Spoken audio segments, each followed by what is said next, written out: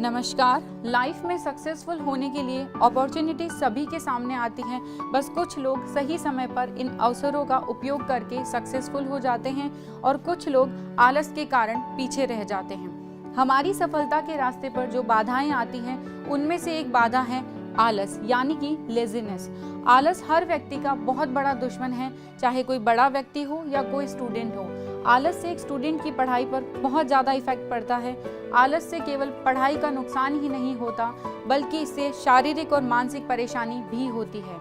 आलस की वजह से हम अपने गोल पर फोकस नहीं कर पाते हैं।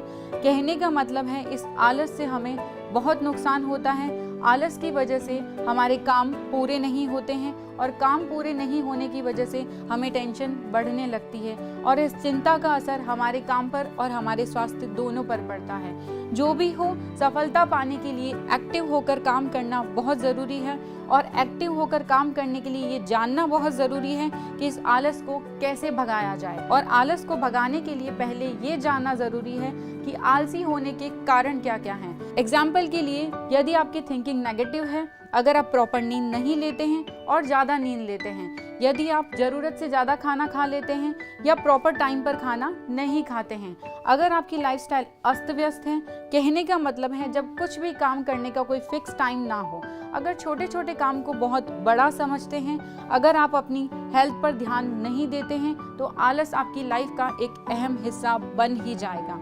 वैसे हर आलसी इंसान को पता होता है कि उसे आलस आता है, लेकिन फिर भी ये इम्पॉर्टेंट है कि हम लेजीनेस को पहचानें कैसे। अगर आप हर काम को टालने की कोशिश करते हैं तो समझ जाइए कि आप आलसी हैं। यदि पढ़ते समय या काम के समय आपको नींद आती है तो आप समझ जाइए कि आप आलसी हैं। हर समय थकान और सुस्ती होना, यदि आपको हर काम मुश्किल लगता हो और यदि आप मानसिक तनाव फील करते हैं तो संभल जाइए, आप आलसी होने की कगार पर खड़े हैं। अब इम्पॉर्टेंट ये है कि इस आदत से बचा कैसे जाए, तो कुछ टिप्स को अपनाकर आप अपनी लाइफ से आलस को छू मंतर कर सकते हैं। सबसे इम्पॉर्टेंट 6 से 7 घंटे की नींद लें, इससे हम फ्रेश रहेंगे और इससे हमें थकान महसूस नहीं होगी। हेल्दी और अच्छी डाइट लें, क्योंकि अच्छी डाइट का हमारी एक्टिवनेस पर बहुत ज़्यादा इफेक्ट पड़ता है। कई बार क्या होता है, जब कोई बड़ा काम हमारे सामने आता है तो हमें आलस आ जाता है। इसके लिए उस काम को कुछ छोटे छोटे टुकड़ों में डिवाइड कर लें और फिर कंप्लीट करें। हमेशा किसी भी काम को करने से पहले उसके रिजल्ट के बारे में सोचें। किसी भी काम का पॉजिटिव रिजल्ट हमें उस काम को करने के लिए प्रेरणा देता है।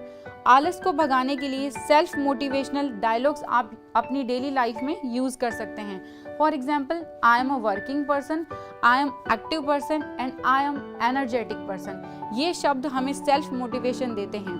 आलस को भगाने के लिए इंस्पिरेशनल बुक्स पढ़ सकते हैं, कोई मोटिवेशनल वीडियो सुन सकते हैं, मोटिवेशनल स्पीच सुन सकते हैं। हर व्यक्ति की जिंदगी में कोई ना कोई गोल जरूर होता है, तो जब भी आपको आलस आए अपने गोल को याद करें और उसे पाने के लिए कोशिश करना शुरू कर दें।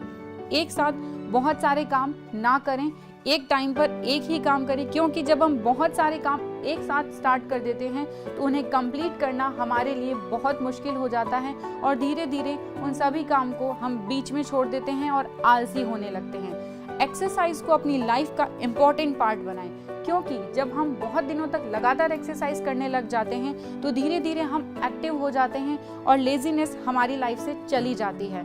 किसी भी काम को कल पर टालना छोड़ दें। कल पर काम टालने से ये हमारी धीरे धीरे आदत बन जाता है। जब भी आपको लगे कि किसी काम को करने में आलस फील हो रहा है तो हमेशा अपने माता पिता के बारे में सोचें कि किस तरीके से वो पूरे दिन बिना रुके सिर्फ हमारे लिए मेहनत करते हैं। रात को सोने से पहले अपने टास्क सेट करके सोएं कि कल सुबह मुझे कौन कौन से काम करने हैं। जो भी काम करें वो प्लानिंग के साथ करें, इससे धीरे धीरे प्लानिंग आपकी लाइफ का हिस्सा बन जाएगा और आलस आपकी लाइफ से दूर हो जाएगा। बहुत बार लगातार काम करने से हम बोर हो जाते हैं और इस बोरियत की वजह से हम लेजी हो जाते हैं, तो अपनी डेली रूटीन में कुछ क्रिएटिव और इंटरेस्टिंग काम जरूर डालें और उसको एंजॉय के साथ करें। इससे आपको काम करने के लिए एक पॉजिटिविटी मिलेगी।